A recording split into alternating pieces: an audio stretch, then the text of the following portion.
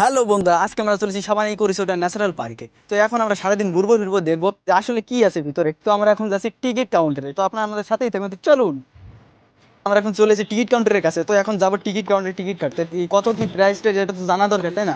তো চলুন, আমরা এখন চলেছি সাবানা পার্কের ভিতরে। তো পার্কের ভিতরে আসলে কি কি আছে এটা তো দেখা দরকার। তো চলুন বন্ধুরা।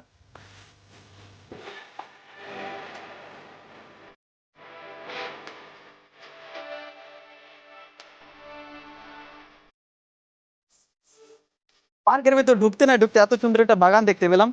বাগানগুলো চার দুই পাশে দুটো ছোট ছোট গাছ আছে, গাছে অনেকগুলো ফুল ধরেছে। এখন সামনের দিক যাবো, কিন্তু সামনে অনেক বড় রাস্তা, তো ওই সামনের রাস্তা থেকে হেঁটে হেঁটে যাওয়া লাগবে আমাদের। আর আপনাদের চাইলে গাড়ি নিয়ে আসতে পারবেন, সমস্যা নেই।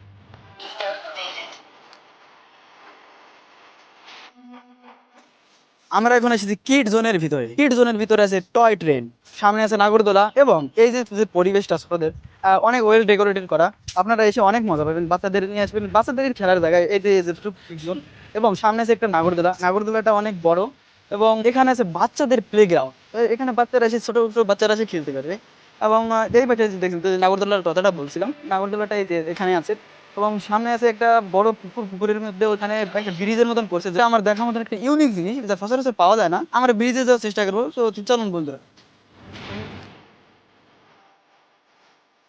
বন্ধুরা, সামনে যতটুকু ভিডিওতে আপনারা দেখতে পাচ্ছেন, ওটা হচ্ছে পার্কের ভিতরে প্রথম অংশ। এখনো তো ভিতরে ঢোকাই হয়নি, তো ভিতরে এখন যাব। ভিতরের পরিবেশটা এর থেকে আরো আরো অনেক জাঁকজমক। তো চলুন বন্ধুরা।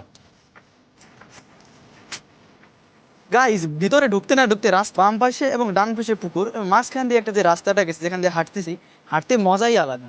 এই রোড দিয়ে আপনারা সকালে জগিং করতে পারবেন, এবং ফ্যামিলি নিয়েও হাঁটতে পারবেন। ফ্যামিলি নিয়ে হাঁটতে অনেক মজাই আলাদা। আমি হাঁটছি, আমারও মজা লাগছে। সামনে একটা দোকানও পাবেন, আর দেখতে পাচ্ছি অনেক মানুষও কেনাকাটা করছে। আপনারা এসে এখান থেকে কিছু কিনে খেতেও পারবেন।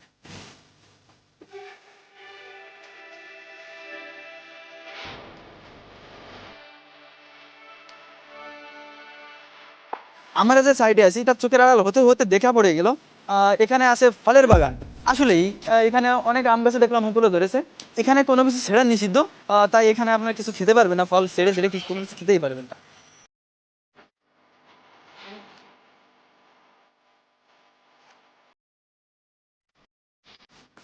জীবনে যখনই ব্যর্থতা আসবে, তখনই চলে যাবেন এমন একটি পার্কে, এবং পার্কে এসে জীবনের সৌন্দর্য উপভোগ করবেন।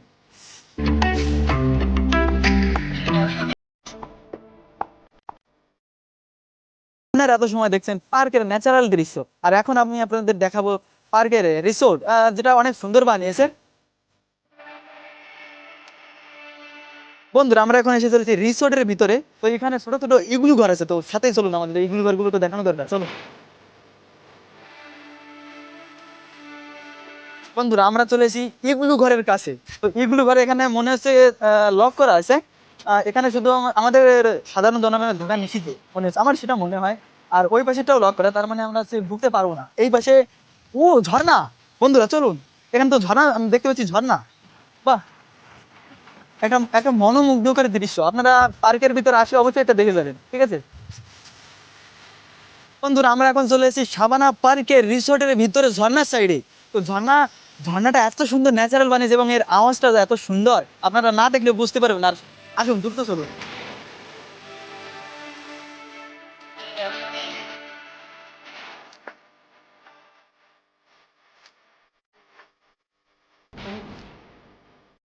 তো অবশেষে ঝর্ণার কাছে চলে এসেছি।